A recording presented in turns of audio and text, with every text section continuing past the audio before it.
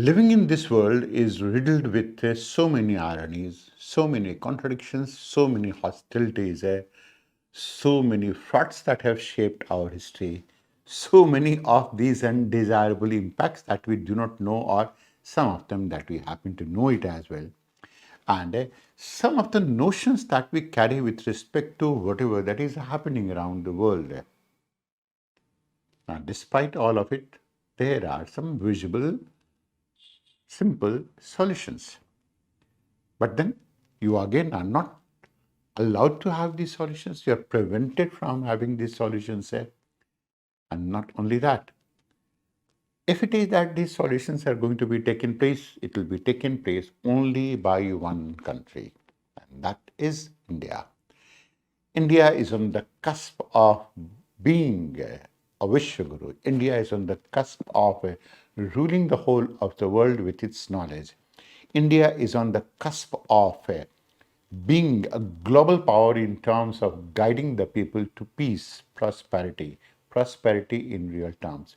India is on the cusp of letting the people know that it's not the standard of living, it's the standard of life that matters. India is on the cusp of actually becoming a Vishwaguru. And there are reasons for it.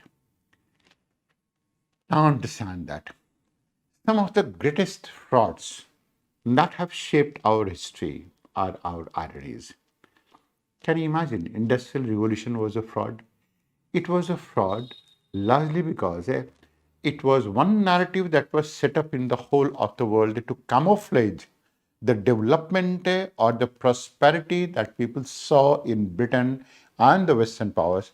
That was because of all the looted money that was taken from India. It was to camouflage that part. Industrial Revolution was a facade to hide all of this money that they have defrauded from India. And who were they? British. British were the one who defrauded it. You'll find that the West runs completely on the defrauded money that has been picked up from a good number of Asian countries. Industrial Revolution was one such type of a fraud. Globalization was another fraud. And it was a fraud largely because, in the name of globalization, the whole of the world was befooled to follow Westernization. It was a ploy to change the mindset of the people. It was a ploy to change the culture of the people. It was a ploy to change their dress, to change their cuisine, to change the way they dressed, to change the way that they lived. It was a ploy. And of course, when you're going to employ that ploy in the guise of so-called globalization, of course, it's a fraud. It was a fraud. Colonialism had been another fraud. Development and the concept of development has been another fraud of sorts, because in the name of development, what was promoted was crony capitalism. It was a fraud. It was a fraud largely because it was not development, it was only a change that benefited only the West, no one else. Indo-China War was a fraud. And when we say it was a fraud, it is because India never shared its boundary with China at all. India shared its boundary only with Tibet. Only with Tibet. And the erasing of this entire of the buffer of Tibet had benefited only some countries.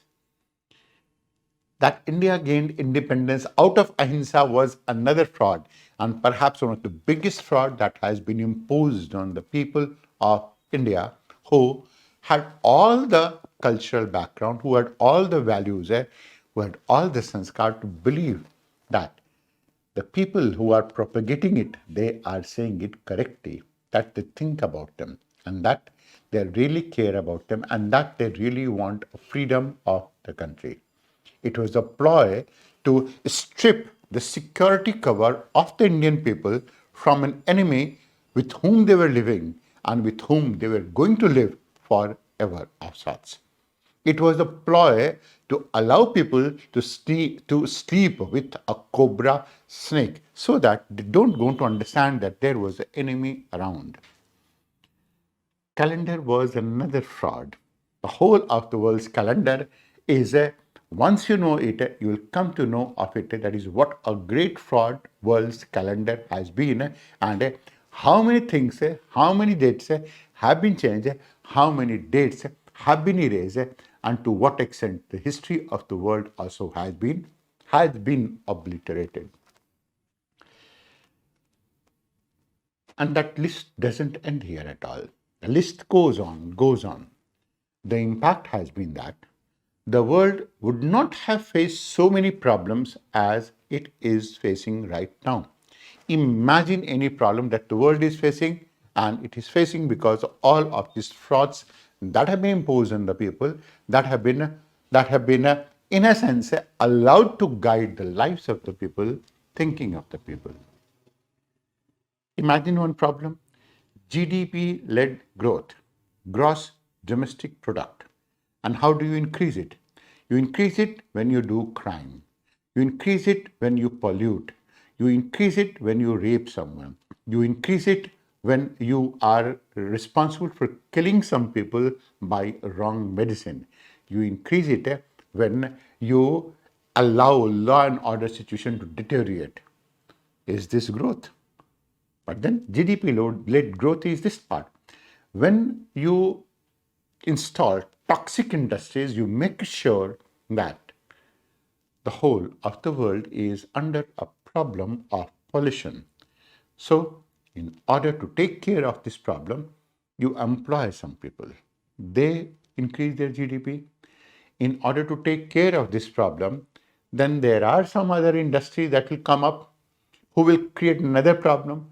And then for them, there will be another industry which will create another problem. So, when you are creating a law and order problem, to take care of it, you employ people, you increase GDP. When you pollute the environment, in order to take care of it, you employ people, that increases GDP. When there is a mass,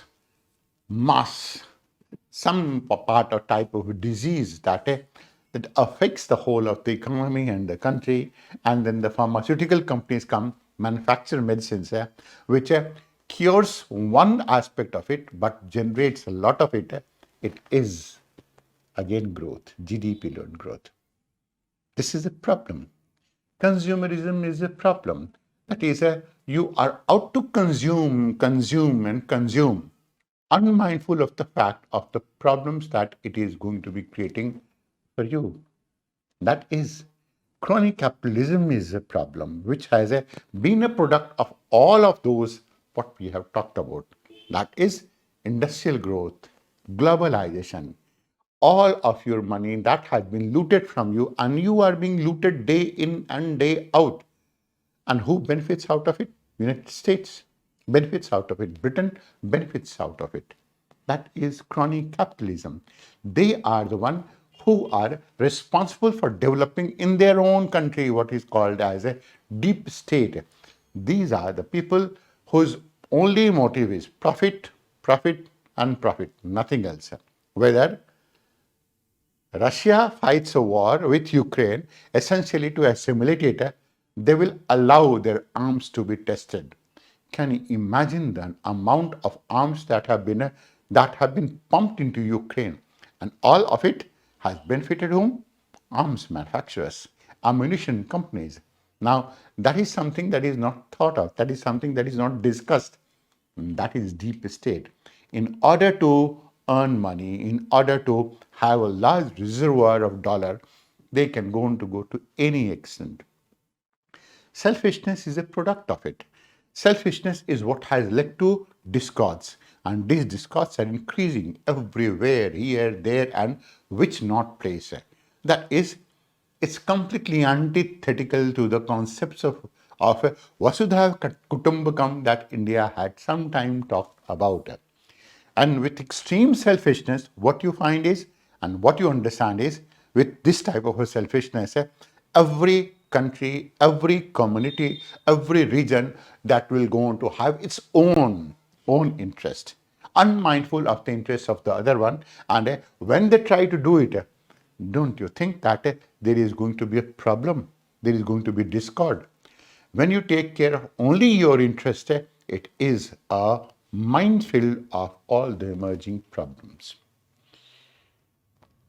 Linear thinking is another problem that has created. You think only about yourself, you think only in one track, unmindful of what is happening here. So, when you lead a GDP led growth, it's a linear thinking. Because when you install industries, when you have polluting industries, when you produce plastics, when you pollute oceans, you don't think that there can be an impact of it as well. There is not even a single problem that the world is facing that the West has not created. However, there are some visible solutions. There are some easy solutions. And for everything, there is an easy solution. But do you think that the solutions will be made easy? If you had COVID, you had nothing to do. You just had to had a minimalistic lifestyle. That was all that was required. A good number of people who followed such type of a minimalistic lifestyle, they were never affected by COVID at all. A good number of people who had even COVID and they never went to a doctor, they got cured of it as well. Solution was simple, even if the disease was not. But then you are not allowed to pick up these solutions because communication controls the narrative. You are under so much amount of a communication, you are under so much amount of a narrative that you forget what is your thinking, what has been your thinking. It is this communication that has been converted into a linear thinking. That is you are allowed to have only linear thinking. You are allowed to say have a career. Career means be in a job, and when you be in a job, that is you have to just leapfrog in your job and promotions in job, unmindful of the fact that you are harming anyone, and you have every right to harm anyone. That's largely because this is life. You have to grow at the expense of the other. This is not a solution. Thus, this solution is you are prevented from taking a solution because you tend to have that is a I, me, myself. A perception about knowledge is going to be another form that is not allowing you to have this type of solution at all. And why is it so? There is a perception about knowledge is that knowledge is information. It is not. It is not. Information is only some amount of data that you have.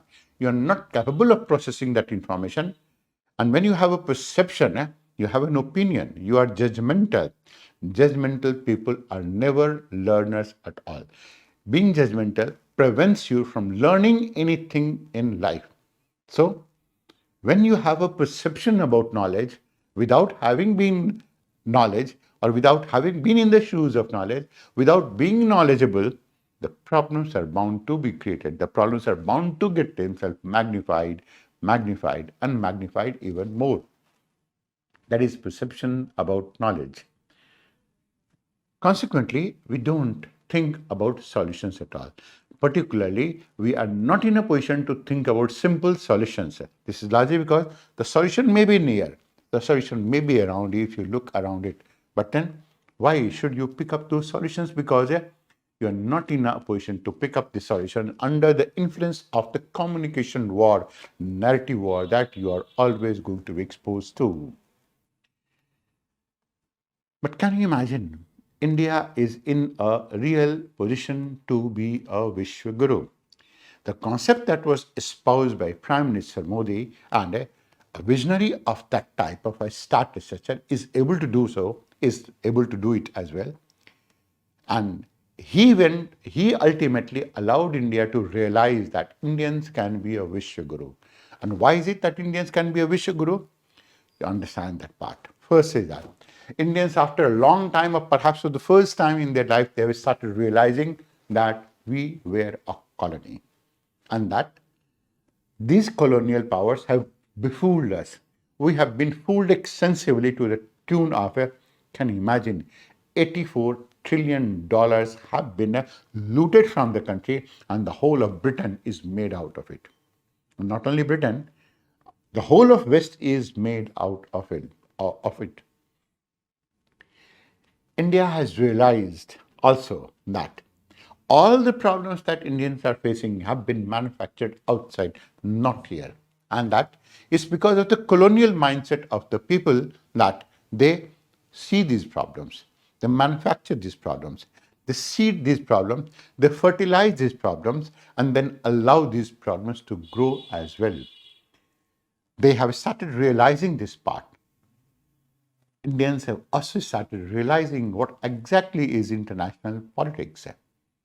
That is how international politics is played and what is the role of narrative, what is the hidden agenda for most of these countries, behind most of the countries who run these international politics.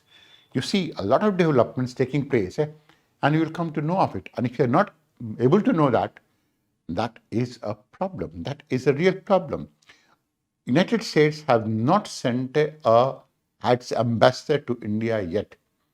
Can you imagine what exactly is the undertone of it? It wants to insult India. It says that India has to have a visa regime that will be able to give Indians a visa maybe after 2-3 years of a time.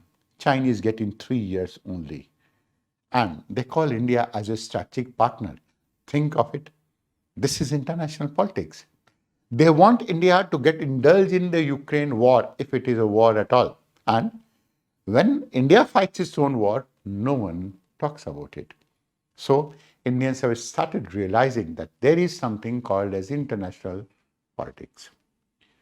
But why is it that India is in a position to be actually a Vishwaguru? First says India has its own geography. The geographical condition of the country is such that imagine any type of a geographical condition existing anywhere in the world, any nook and corner of the world, and that is present in the country. That means if India practices itself to be adaptable to different type of geographies, it can actually serve the whole of the world. If India practices itself to manufacture things that is suited to different type of geographies, it will be able to serve the world. If India is in a position to adjust itself and also adapt itself to different type of geographies and form a composite sustainable development model, it will be able to teach the world.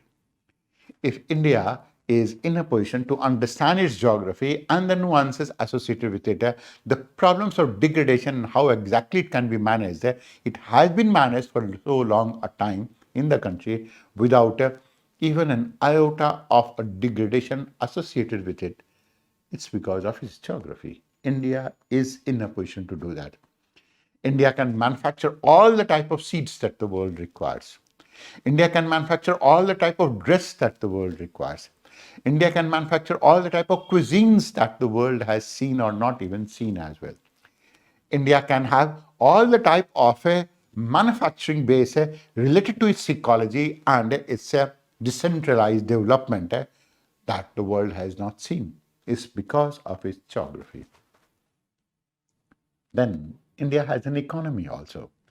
Now, economy in this case basically means that we, of course, thanks to our very, very large population, more than 130 billion people in the country, you will realize and you will understand that it's one of the biggest markets. Not only that, it has skills, it has startups, it has a purchasing power now, its economy is growing, and that it is an economic powerhouse right now. And of course, it has displaced Britain from its position to being one of the largest economies of the world.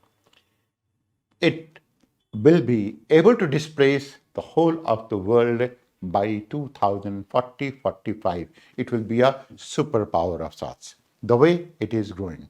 Of course, it can be prevented in a variety of ways, but who is not trying? Which community is not trying?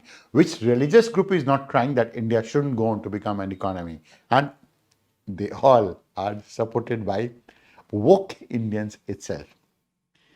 India is in a better position also because of its diversity and the notions of diversity. Diversity means diversity as a wealth, diversity of language, diversity of words, diversity of cuisines, diversity of agriculture, diversity of a how to deal with that diversity, diversity of people, diversity of thinking, diversity of perception, diversity of knowledge base, and it has, with 15,000 years of a history.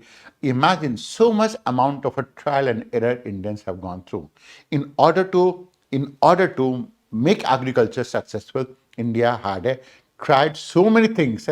Of course, because of the colonial rule and because of the colonial mindset, a good number of things have been obliterated, but it still remains. The way we used to do agriculture, the way we used to manage floods, the way we used to manage drought, the way we used to manage the people, the way we used to manage kingdoms, the way we used to manage democracy.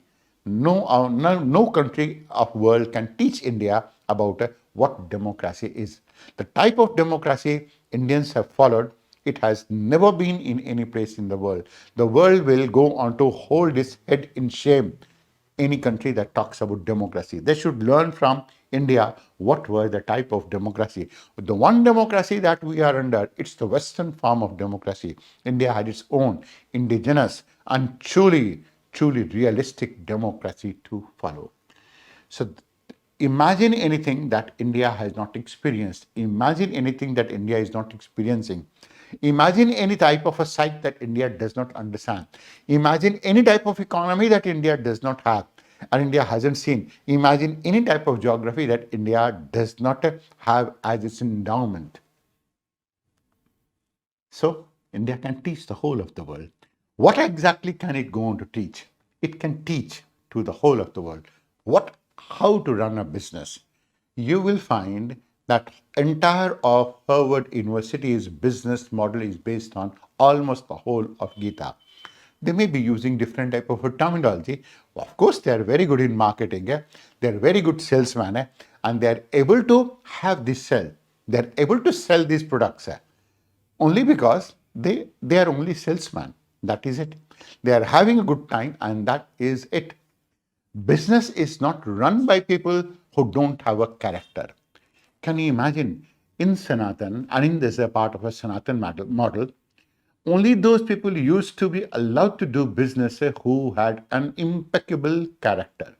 Those people only whose character was unquestionable, who had unflinching loyalty to the country, to the people, to the king, and to the nation concept.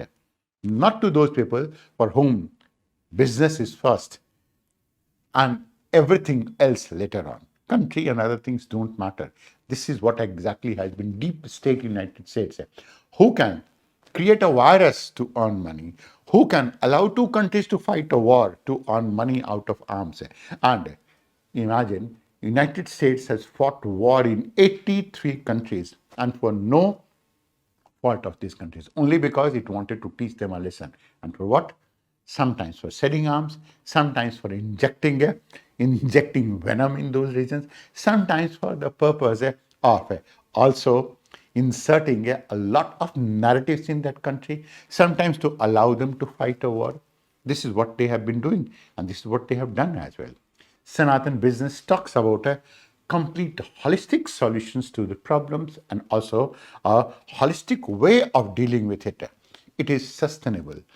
Do you think that the American business is going to be sustainable the moment there is any problem? In 200 years of a time or more than that, these fools have not been able to develop a single model of a sustainable business. I'm talking about the United States. And we have talked about also the word fool, and that is a higher quality fool, PHOOL, not FOOL. That is a much more higher quality. And that is the basic reason that these people are very afraid that if dollar does not work, what can happen? So one of them is Sanatan business. This is a model that India can teach to the whole of the world. That is how aggregation, how cooperation, how decentralized development, how ground level, how informal, unorganized informal sector can be weaved into everything. That is one part. That is being a Vishwa Guru. India can go on to teach them trading, how to do trade. I'll just going to give you a model in Gujarat. Some of the shopkeepers used to do business in such a manner that is, all the shopkeepers along a line who were selling certain type of products, they used to have a chair. So anyone who used to sell their products first, like what in India you call it as boni, then they used to replace this chair and used to keep it somewhere else. And then, let's say if all the shopkeepers have been able to sell it except one of them, the chair was in front of them.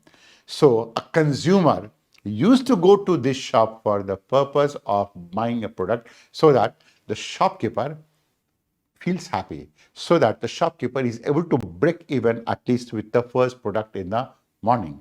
And that is the way it was. There was nothing in Indian trade, nothing in Indian business that was responsible for harming business. That is something that India can go to teach to the whole of the world. India can teach to the whole of the world how houses are made. We're going to give you an example. All of those things apart, steel structures and so on, they can't last more than 50 years, 60 years. They can't last beyond that at all. But all of these steel structures, they are not even able to resist a good amount of earthquake as well. Simple IKEA houses in Sikkim, they were the one which were able to resist an earthquake even to the extent of 8 on the Richter scale. That was housing. Indian houses, eco-friendly houses, they never required so much amount of energy intensiveness the way that these modern Western style houses require it. When you talk about urban drainage, Indian cities never used to have water logging. They never used to having drought. They never used to face any such type of a problem also at all. That was urban drainage. The way this urban drainage was designed. Now you can compare Bengaluru with it. Bengaluru has also designed that is a glitzy houses, luxurious houses, and to cope up with it, you had an urban drainage. And you must have seen vivid pictures of Bengaluru under so much amount of water, and also their so-called cars also in the same amount of water. This is no design of urban area at all. India is in a position to teach to the whole of the world how is it that these cities are not allowed to get flooded as well. India is able to teach to the whole of the world about health and lifestyle. That is, health is preventive. That means you can prevent yourself from falling into any type of a disease. And this is there. You will never be allowed to fall yourself sick at all. And that is distinctly possible. The Western countries do not know that. There are no less than 7 or 8 places in India where not even a single doctor has ever been. Can you imagine that part? This is because people don't fall sick in these regions at all. That has been with respect to health. Also with respect to lifestyle, that is, how is it that you have to follow it? Whether you have to be with a lot of people or single, that is going to be a part of it. Just imagine when people used to live with so many family members, family was going to be one part of it. And family was much more important than anything else. And when people used to live with so many of these family members, any child born in the family, that used to be raised automatically. In a nuclear family, these children, they get the glimpse of the image from television, from their mobile, who are glued to their mobile, and from a what not type of undesirable sources. And they are the one who are going to be, at the first shot, they are going to turn against their own parents at an opportune time. Is this what exactly is the lifestyle that is being taught? The West doesn't know the significance of weaving the children and other people into this type of a lifestyle. Architecture is something, and another part that the whole of the world can be taught. Just imagine, in some places which are prone to flooding, the people never used to get harmed at all. Why? Because the houses were built on such type of a structure that as the flood waters were raised, what happened? That is, the whole of the building was raised because the building was made on almost a boat-like structure. And as the flood receded, the building settled on the floor. That was in the genius of architecture in India. Pick up the architecture of all of those ancient forts, fortresses, and other of them. You'll come to know that these structures are ingenious I mean, no one is able to replicate that at all. Pick up waste management. Waste management and clothing and recycling has been a part of it. And how is it that waste management, clothing and recycling? That is a cotton cloth that India have been able to wear, or Indian people have been used to wear. Supposing it was a sari. After some amount of a time, the sari used to be a spent force, and all of its dye used to be a biological dye. After some time, they have never polished their cloths. These polyester cloths that the Western countries are managing, creating, what they are doing is that they are inserting a lot of plastics in the environment. Do you think that it can go on to last? It will not. Not only that, they are also creating so much amount of climatic vagaries as well. Climatic change, if it comes to just managing it, for India, it will be just a cakewalk. Imagine all the coastal regions, it can go to use it. India had been taught by the whole of this ancient scriptures how to manage wastelands, how to manage wetlands. India has again known how to manage kelp, how to manage the coastal plants, and how to manage those. India is the only country that can go to manage this basalt weathering as well for the same region as well.